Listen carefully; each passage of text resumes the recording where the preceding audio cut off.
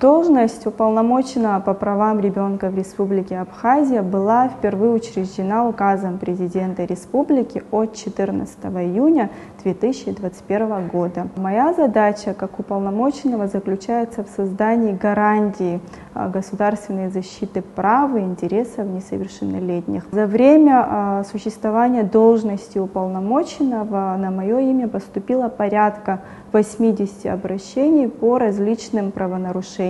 Все они были изучены сотрудниками аппарата и были взяты в производство. В аппарат уполномоченного по правам ребенка необходимо обращаться в случаях нарушения прав и законных интересов несовершеннолетних граждан Республики Абхазия, прописанных в семейном законодательстве Республики Абхазия.